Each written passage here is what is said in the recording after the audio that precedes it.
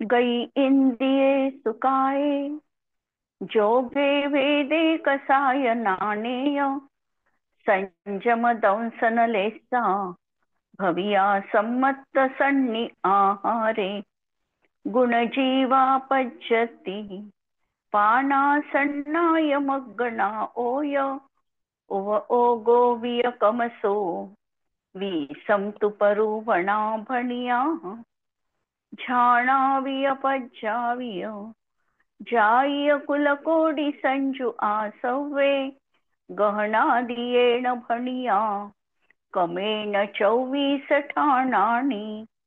अंतिम शासन नायक 1008 भगवान महावीर स्वामी की जय. द्वादशांग श्रुत देवी की जय. स्वाध्याय कक्ष संपेपर्यंत आपणा सर्वांना चतुर्विध आहाराचा त्याग असणार आहे. 24 ठाण चर्चा आपण बघतो आहे आणि या चर्चा अंतर्गत आमची सम्यक्त्व मार्गणा सुरू आहे. त्यामध्ये मिथ्यात्वाचं प्रकरण आम्ही बघतो आहे आणि मिथ्यात्वाचं प्रकरण बघत असताना मिथ्यात्व गुणस्थान पहिलंच असणार आहे या जीवांचं आणि असंज्ञी पंचेंद्रियापर्यंतचे सगळेच्या सगळे जीव मिथ्या दृष्टीच नियमाने असणार आहे. कारण सम्यक्त्व प्राप्त करण्यासाठी प्रथमतः संज्ञी पंचेंद्रियत्व असणं हे अत्यंत आवश्यक आहे आणि म्हणून हे सगळे जीव मिथ्या दृष्टी राहणार आहे. मिथ्यात्व दोन तऱ्हेचं, निसर्गज किंवा अधिगमज सम्यक्त्वाप्रमाणेच, किंवा गृहीत आणि अगृहीत मिथ्यात्व, किंवा दुसऱ्या तऱ्हेने बघितलं की अभव्यांना कधीही तो जीवनामध्ये मिथ्यात्वाचा नाश करू शकत नाही, म्हणून अनादि अनंत मिथ्या दृष्टी तो आहे. आणि जो भव्य आहे हा मात्र सम्यक्त्वाला प्राप्त करू शकणार आहे, म्हणून तो अनादि शांत मिथ्या दृष्टी म्हटल्या जातो. किंवा आता जो करण परिणाम करतो आहे हा जीव देखील त्या ठिकाणी सातिशय मिथ्या दृष्टी म्हटल्या जातो. असे मिथ्यात्वाचे देखील थोडेफार प्रकार आपण पाहिलेले आहे. आणि काल आमचा प्रश्न सुरू होता की अनंतानुबंधी चतुष्क नाही आणि मिथ्यात्व गुणस्थान आहे असं संभवू शकतं का? उत्तर होतं की असं थोडा काळासाठी संभवू शकतं की ज्या वेळेला अनंतानुबंधीची आणि विसंयोजना केलेली आहे हा वरच्या गुणस्थानात पोचलेला आहे आणि मिथ्यात्व सत्तेत आहे. मिथ्यात्वाचा उदय आल्यामुळे तो प्रथम गुणस्थानात येईल आणि त्या ठिकाणी अनंतानुबंधी नाही आणि मिथ्यात्व आहे अशी अवस्था असेल. लगेच असतो मिथ्यात्वाचा अनंतानुबंधीचा बंध पण करतो, पण एक आवली कालपर्यंत, चलावली ज्याला म्हणतात, तोपर्यंत अनंतानुबंधीचा उदय येऊ शकत नाही. हा प्रश्न आपण बघितलेला होता. यानंतरचा प्रश्न होता की अनंतानुबंधी रहित मिथ्यात्व गुणस्थान चारी गतीमध्ये संभवनीय आहे का? चारी गतीमध्ये ही प्रक्रिया होऊ शकते का? त्याचं उत्तर देताना आचार्य सांगत आहे, जय धवलाकार, अनंतानुबंधीनी रहित मिथ्यात्व गुणस्थान चारही गतीमध्ये असू शकतं. क्योंकि उत्तरही त्यांनी कारण पण सांगितलं, कारण अनंतानुबंधीची विसंयोजना करणारा जो आहे तो सम्यक दृष्टी जीव असतो. आता या प्रश्नावर आम्हाला विचार करायचा आहे की कोणता जीव अनंतानुबंधीची विसंयोजना करू शकतो चारही गतीमध्ये राहून. एक तर औपशमिक सम्यक्त्वाचा काळ अत्यल्प कमी आहे, त्यामुळे औपशमिक सम्यक्त्वामध्ये विसंयोजना एवढा काळ त्याला मिळणार नाही.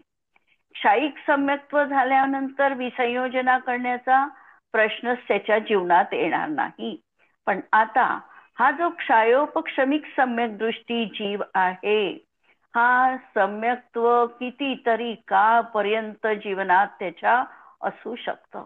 उत्कृष्ट काळ सांगितला 66 सागर पर्यंत हे सम्यक्त्व त्याच्या जीवनात असू शकतं. जेव्हा हा मोठा काळ आहे क्षायोपक्षमिक सम्यक्त्वाचा, या काळामध्ये चारही गतीतील हा क्षायोपक्षमिक सम्यक दृष्टी जीव परिणामांच्या मंदतेमुळे अनंतानुबंधीची विसंयोजना करू शकतो आणि क्षायोपक्षमिक सम्यक्त्वाचं वेदन करू शकतो. लक्षात घ्या प्रक्रिया. कारण म्हणजे मग अनंतानुबंध गुणस्थान कोणतं असेल मग चौथ्यापासून कोणते? चौथ्या गुणस्थानात तो विसंयोजना करेल. अच्छा. आणि आता तिथे मिथ्यात्वाचा उदय आला तर तो पहिल्यातील कोणत्याही गतीमधला जीव असेल तो. क्षायोक्षमिक सम्यक्त्वाचा काळ मोठा आहे, त्यामुळे त्या काळामध्ये विसंयोजना होणं शक्य आहे. हे उत्तर घेतलेलं आहे. कशासाठी करेल पण तो? का करेल मग क्षायोपशमिक कशासाठी सम्यक्त्व? करेल हे पहा. का पण? कशासाठी करेल याचा अर्थ काय आहे की त्याच्या परिणामांमुळे अनंत अनुबंधी सत्तेतून निघून जाईल. का करेल हा प्रश्नच नाही ना. त्याची प्रकृतीच आहे की मंद परिणाम जर झाले तर अनंतानुबंधी रूपाने उदय राहणार नाही. इकडे क्षायोक्षमिक सम्यक्त्वाचं तो वेदन करतो आहे आणि सम्यक्त्वासोबत तसाही अनंतानुबंधीचा विरोधच आहे है ना. मग आता जर क्षायोक्षमिक सम्यक्त्वाचा तो 66 सागर, 66 नाही म्हटलं आपण 10 सागर गृहीत धरू, 10 सागर जरी त्यांनी वेदन तो क्षायोक्षमिक सम्यक्त्वाचं करतो आहे तर आपोआपच अनंत अनुबंधीची सत्ता परिवर्तन होईल. कारण मिथ्या अनंत सम्यक्त्वासोबत अनंतानुबंधीचा तसाही विरोध आहे, त्याच्यामुळे तो बदलेल म्हणून ती होते. प्रयोजन तिथे काही नाही आहे, पण ते सत्तेत आता राहणार नाही, टिकणार नाही. कारण त्याची ती प्रकृती कशी आहे, मिथ्यात्वासोबत त्याचं मैत्रीचं नातं आहे. मिथ्यात्व गेल्यावर त्यालाही वाटलं आता आपणही आपली सत्ता बदलून टाकावी, अप्रत्याख्यानादी रूप तो होऊन जातो, विसंयोजना होऊन जाते त्याची कर्माची. म्हणून हे घेतलं. मला वाटलं की श्रेणी चढतानाच विसंयोजना करतो का हा असं. नाही, श्रेणी चढताना विसंयोजना होतेच, तिथेही होते. हा आणि नाही मग तेव्हाच करतो असं हा वाटलं. नाही, हे इथेही आहे. ठीक. म्हणून क्षायोपक्षमिक सम्यक्त्व जास्त काळ राहिलं की त्या ठिकाणी त्या कर्मप्रकृती आपोआप दुसऱ्या रूप परिवर्तित होतात. म्हणून अनंतानुबंधी की विसंयोजना सम्यक दृष्टि जीव करता है. विसंयोजना करने के पश्चात मिथ्यात्व को प्राप्त करने वाले.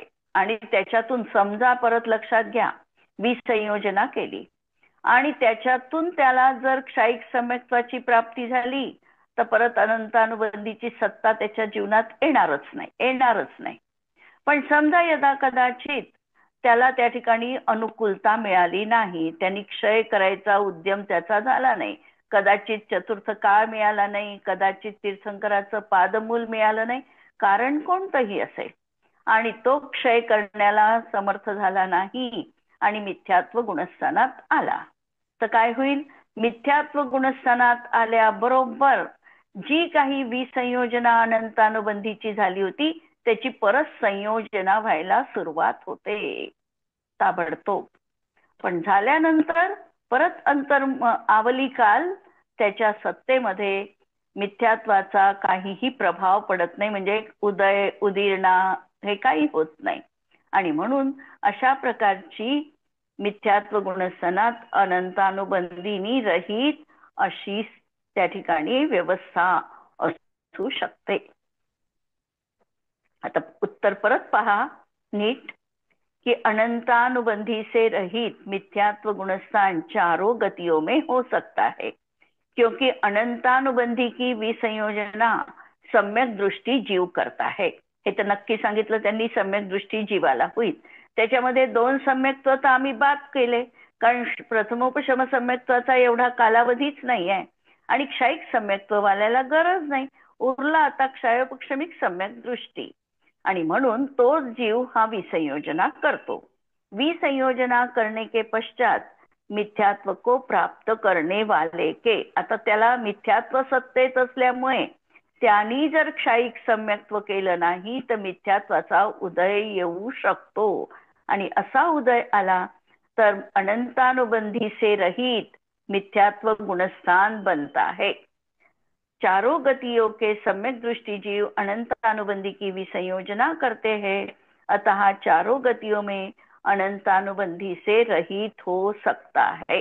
आणखी एक प्रश्न काल माझ्या मनात दुसराही आला की आता जो 11व्या गुणस्थानामध्ये श्रेणी आरोहण केलेला जीव आहे, ज्यांनी अनंतानुबंधीची विसंयोजना केलेली आहे, याच्या जीवनामध्ये जरी विसंयोजना केली, मिथ्यात्व त्याच्या सत्तेत आहे, तरी देखील तो खाली 4थ्यापर्यंत आला. त्याचं मरण झालं, देवपर्ययीत गेला. देवपर्ययीत गेल्यावरही त्याला कोणतं सम्यक्त्व त्या ठिकाणी राहिलं? क्षायोपक्षमिक सम्यक्त्व. आणि या क्षायोपक्षमिक सम्यक्त्वामध्ये परत अनंतानुबंधीची सत्ता, समजा तो 33 सागरवाला देव बनला असेल सर्वार्थ सिद्धीमधले, तर त्यांना 33 सागर आणि परत जन्म घेतल्यानंतर परत अनंतानुबंधीची सत्ता तितका काळपर्यंत राहणार नाही. म्हणजे अनंतानुबंधी नसताना बऱ्याच काळ मिथ्यात्व त्याच्या जवळ आहे, पण फक्त उदयात नाही आहे. त्यावेळेला मिथ्यात्वाची सत्ता त्याच्या जीवनात आहे आणि अनंतानुबंधीची सत्ता इतका काळपर्यंत त्याच्या जीवनात नाहीये. आणि त्यांचं गुणस्थान त्यावेळेला 4थ आहे, हे नक्की आहे, कारण क्षायोपक्षमिक सम्यक्त्व आहे आणि विसंयोजना झालेली आहे. आणि नंतर जेव्हा परत तो मिथ्यात्वात आला तर सत्ता निर्माण होईल आत्ता सांगितल्याप्रमाणे. परंतु जर तो मिथ्यात्व गुणस्थानात आलाच नाही, 4थ्यापर्यंत आला आणि तिथून क्षायिक सम्यक्त्वाची प्राप्ती केली, तर मग त्याला अनंतानुबंधीची सत्ता नव्हतीच, पहिले विसंयोजनाच केलेली होती आणि दर्शन मोहाची क्षपणा करून क्षायिक सम्यक दृष्टी तो जीव बनेल. 11पर्यंत जाऊन आल्यावर अशी प्रक्रिया होऊ शकते. पुढचा प्रश्न, क्या संसार में ऐसे कोई स्थान है जहां अनादि मिथ्या दृष्टी ही रहते है? आहे का असे काही स्थान की जिथे अनादि मिथ्या दृष्टी जीव आहे? नित्य निगोद आहे. नित्य निगोद 2 तऱ्हेचे लावायचे. एक नित्य निगोदाची व्याख्या लावताना नित्य निगोद आज तागायत पर्यंत जे निगोदातून निघालेले नाही ते पण नित्य निगोदी म्हटल्या गेले, आणि जे निघणारच नाही कधीच त्यांना देखील नित्य निगोदी जीव म्हटलेले आहे. 2 तऱ्हेच्या निगोदाची कल्पना केलेली आहे. एक तर जे दर 6 महिन्यांनी नित्य निगोद राशीतून 608 जीव निघतात, ही पण एक कल्पना केलेली आहे. आणि एक कल्पना अशी केलेली आहे की नित्य निगोदातून जीव कधीही बाहेर पडत नाही. आम्ही नित्य निगोद पर्यायाशी पाहायची की ज्या ठिकाणी तो अभव्य आहे आणि तो निगोदातून बाहेरही पडत नाही, असा हा अनादि मिथ्या दृष्टीच निरंतर राहणार आहे. तसं काही जीवांमध्ये देखील अभव्य जीव संभवनीय आहेत. पुढचा प्रश्न, मिथ्या दृष्टि के पुरुष वेद के आश्रव के कितने प्रत्यय होते हैं? मिथ्या दृष्टी पुरुषवेदी आणि आश्रवाचे प्रत्यय लावायचे. पुरुषवेदी आहे तो, आता एक त्यांनी क्लिअर केला. आणि मिथ्यात्व गुणस्थान आहे. मिथ्यात्व गुणस्थान आहे त्यामुळे 55 असतील, कारण 2च नसतील. आहारक 40 मिथ्या दृष्टी आहे, लावलेले आहे. मिथ्या दृष्टी आहे, मिथ्या दृष्टी पुरुषवेदी. 5 मिथ्यात्व आहे, 12 अविरती आहे, मिथ्या कषाय आहे आणि योग सगळेच. आता यांनी काय केलं, यांना कमीत कमी आश्रवाचे प्रत्यय लावायचे आहे. अच्छा, म्हणून यांनी तिर्यंच गतीतील जीव असंज्ञी जीव घेतला. असंज्ञी जीव घेतला. मग त्याला काय झालं, एक अविरती कमी झाली, मनाची अविरती कमी झाली त्याला, म्हणून मनाची एक अविरती कमी केली. म्हणून 5 मिथ्यात्व तर लावले, अविरतीमध्ये एक पर्याय कमी केला. नंतर आता कषायमध्ये पुरुषवेदी आहे म्हणून 2 कषाय कमी केले.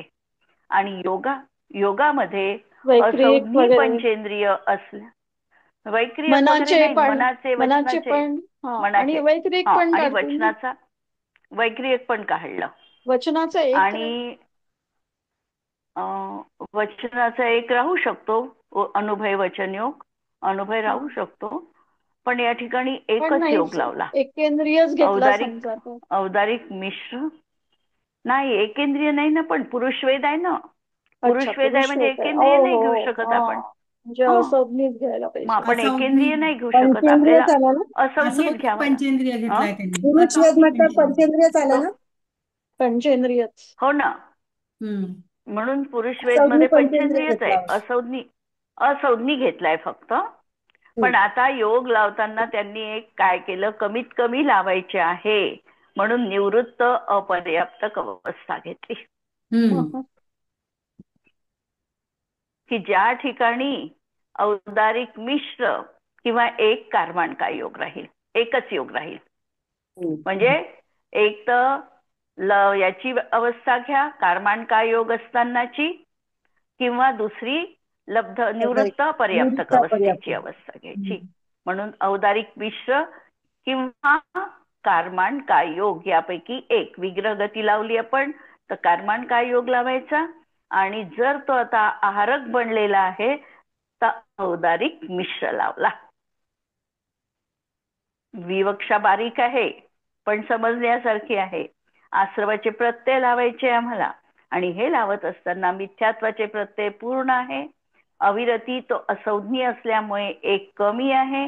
नंतर कषायामध्ये 2 वेद कमी लावावे लागतील, आणि योगामध्ये तो जीव अपर्याप्तक अवस्थेतला घेतला, निवृत्त अपर्याप्तक अवस्थेतला किंवा अनारक अवस्थेतला, 2 पैकी कोणताही एक घ्यायचा. अनारक पाहला तर त्याला फक्त कार्माणका योग लावावा लागतो, आणि निवृत्त अपर्याप्तक अवस्था पाहिली तर औदारिक मिश्र काय योग लावावा लागतो. असा एकच योग. आणि हा जीव आम्ही पर्याप्तक लावला तर पर्याप्तक लावला तर आम्हाला काय लावावं लागतं, एक अनुभय वचन योग लावावा लागेल, आणखी एस्ट्रॉ, आणि औदारिक काय योग लावावा लागेल. म्हणजे 2 योग लावावे लागतील, बाकीचे योग नाही लागत. हे क्लियर? ये प्रत्यय असंज्ञी पंचेंद्रिय जीवों की अपेक्षा जानना चाहिए. आणि अधिक से अधिक किती प्रत्यय असतील तर आता हा तर पूर्ण घ्यायचा, 55. संज्ञी पंचेंद्रिय घ्यायचा. हा, 55 53 घेतलेले आहे. मग 2 अजून कोणते कमी 5 केले? मिथ्यात्व, 2 वेद कमी आहारक द्विक, आणि पुरुषवेदीच आहे ना, पुरुषवेदी. हा हा हा. पुरुषवेदी हो म्हणून 2 वेद तिथे 2 हो, वेद कमी केले. बरोबर. हो. म्हणून 5 मिथ्यात्व, 12 अविरती, 23 कषाय आणि 13 योग. योग. हा, असे हे 2 लावलेले आहे. हो. बारीक आहे प्रत्ययाचे भेद हे. आता इसी प्रकार मिथ्या दृष्टि स्त्रीवेदी किंवा नपुंसक वेदी जीवों के भी जानना चाहिए. जर मिथ्या दृष्टी आणि स्त्रीवेदी घेतली तरी हेच प्रकार लावायचे, फक्त पुरुष वेदाच्या जागी स्त्रीवेद टाकायचा किंवा नपुंसक वेद टाकायचा. अशा प्रकारे हे कमीत कमी 40 प्रत्यय आणि जास्तीत जास्त 53 प्रत्यय लागतात. मिथ्या दृष्टि के कितने स्थानों के सभी उत्तर भेद नहीं पाए जाते. मिथ्या दृष्टी की किती स्थानात सगळे उत्तर भेद असत नाही. गतीमध्ये सगळे आहे, इंद्रिय सगळे आहे, योगामध्ये नाही आहेत, आहारक द्विक नाही आहे, नाही आहे, आहारक द्विक नाही आहे, ज्ञानामध्ये सुज्ञान नाही आहेत, सुज्ञान 5 कोणतंच नाही नाही आहे. आहे. हा, 5 सुज्ञान नाही आहे. संयमामध्ये फक्त असंयमच आहे, म्हणजे बाकीचे नाही असंयम आहेत. आहे. असंयम आहे, बाकी 6 नाहीये. नाही. हा, दर्शनामध्ये 2 दर्शन नाही आहेत, दोनच अवधी आहे. आणि हा, बरोबर. सम्यक्त्वामध्ये सम्यक्त्वामध्ये नाही काही, एकच फक्त मिथ्यात्वच आहे, मिथ्यात्वच फक्त आहे. मिथ्यात्वच आहे. बाकी 5 बाकीचे आहे. 5 संयम, सम्यक्त्व नाही. गुणस्थानामध्ये फक्त एकच पहिलंच राहील ना, गुणस्थान, बाकी बाकी कोणतेच 13 नाही नाही. राहणार. पहिलंच आहे, दुसऱ्यापासून 13व्या पर्यंत कोणतंही गुणस्थान नाही. उपयोग 7 उपयोग नसतील. उपयोग आहे ना, 5 ज्ञानाचे आणि 2 दर्शनाचे 7 नसतील. हा, 7 नाही आहे. म्हणजे किती आहे, 3 कुज्ञान, तीन हा, आणि आणि 2 2 दर्शन. दर्शन, 2 दर्शन 5. 5 आहे. 5 ध्यान धर्मध्यान आणि शुक्लध्यान राहणारच नाही. राहणार नाही. आश्रवाच्या प्रत्ययामध्ये आहाराधिक नसेल, बाकी आहार असतील. आहारक द्विक कमी करून बाकी 55 प्रत्यय आहेत. ठीक आहे, पुढचा प्रश्नोत्तर घेऊ आपण. मिथ्या दृष्टि भी भगवान की पूजा, स्वाध्याय, जाप्यानुष्ठान आदि करता है, तो क्या उसके वह धर्म ध्यान नहीं है?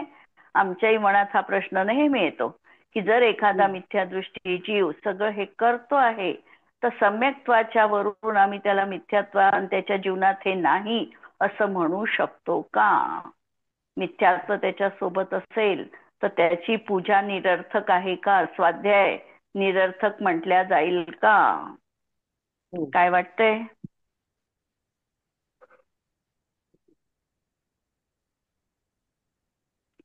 याचं उत्तर जरी यामध्ये काही दिलं असेल, आता वाचू आपण पहिल्यांदा तो उत्तर, नंतर वाचू, पण प्रत्येकाने विचार करायचा आहे.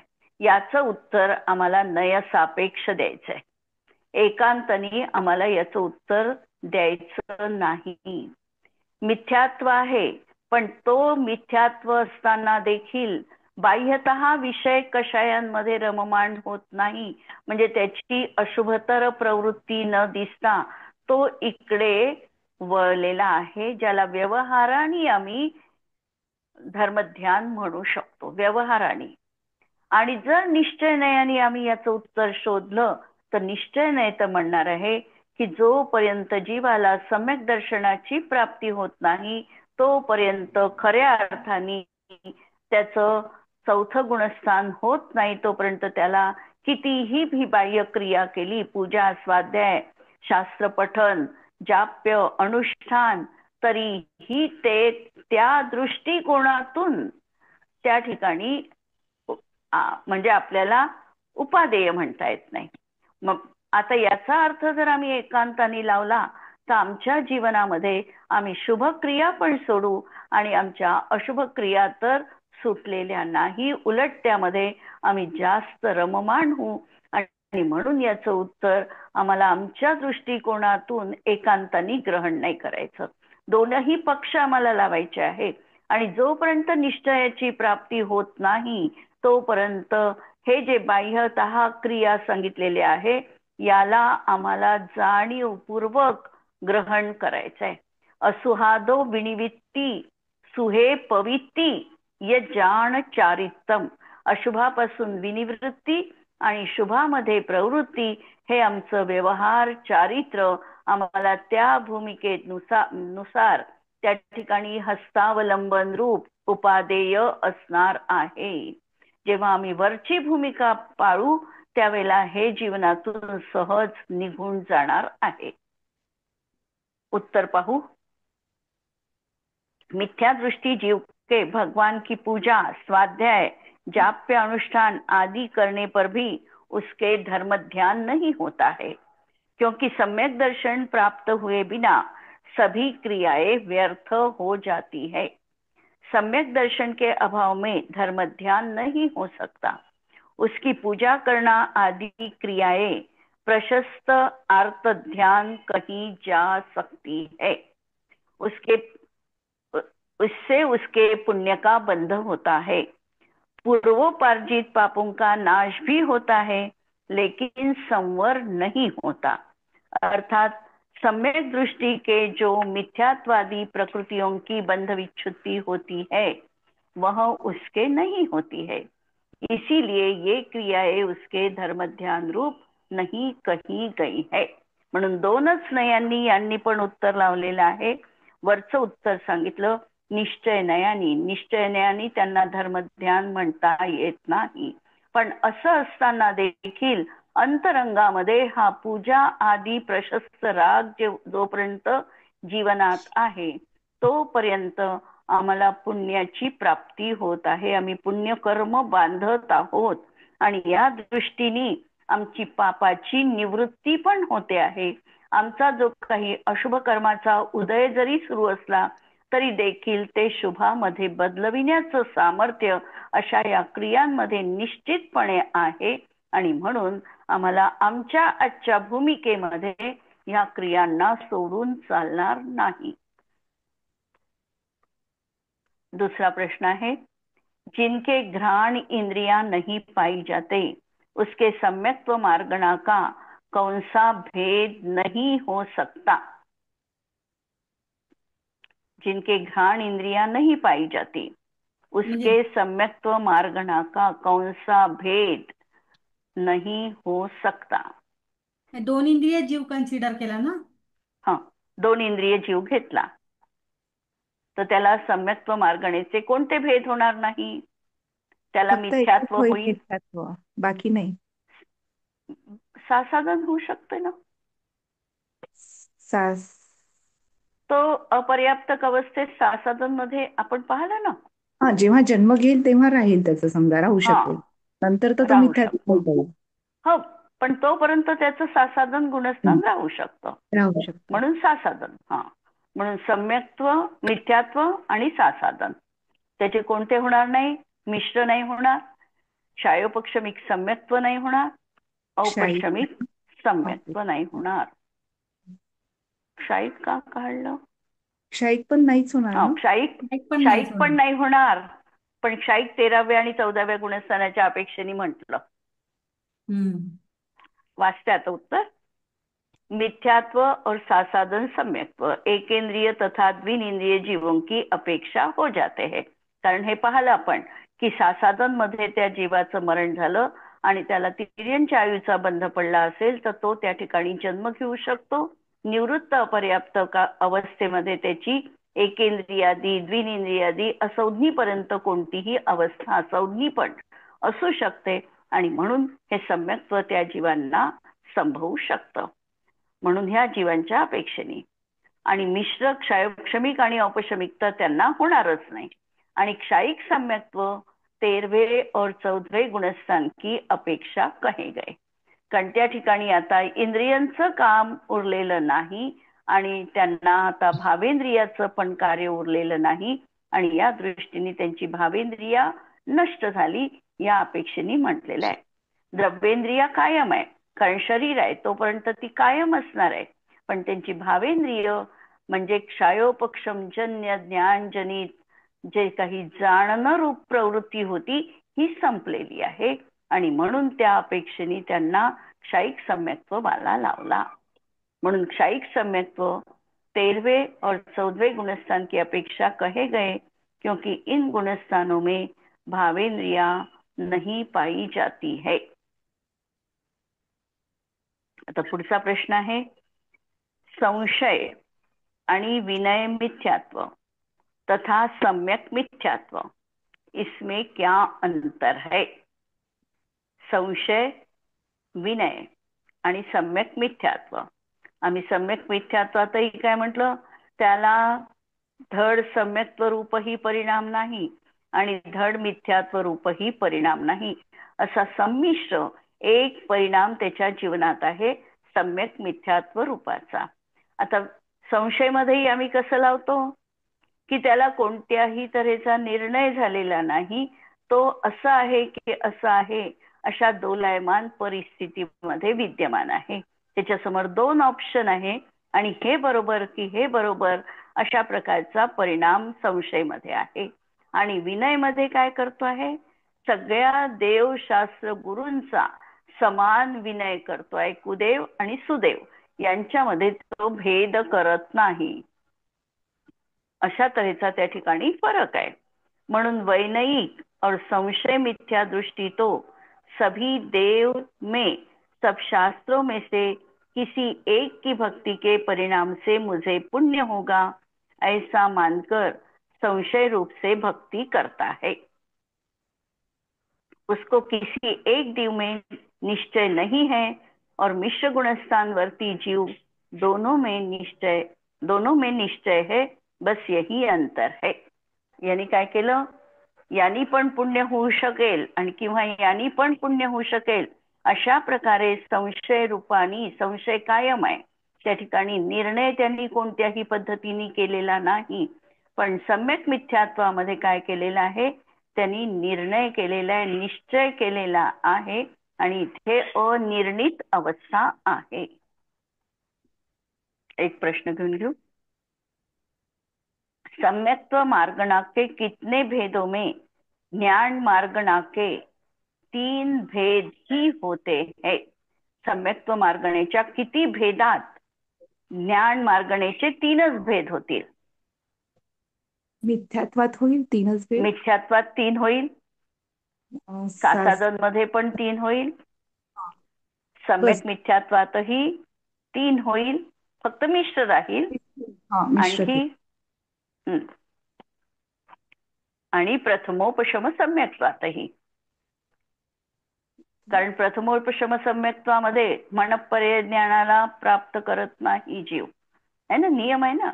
जरी 7 पर्यंत प्रथमोपशम सम्यक्त्व राहू शकतं, पण त्या ठिकाणी मनपर्यय ज्ञानाची प्राप्ती प्रथमोपशमवाल्याला होत नाही. म्हणून 3 विकल्प प्रथमोपशम सम्यक्त्वात, सम्यक मिथ्यात्वात, मिथ्यात्वात आणि सासादन मध्ये. इथे आपण थांबू आज. कुणाला काही प्रश्न आहे यावर?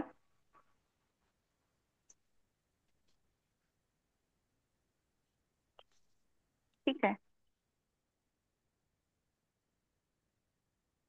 स्याद्वादनय षट द्रव्य गुण पर्याय और प्रमाण का, जड़ कर्म चेतन बंध का अरु कर्म के अवसान का, कह कर स्वरूप यथार्थ जग का, जो किया उपकार है उसके लिए जिनवाणी माँ को वंदना 100 बार है, वंदना 100 बार है.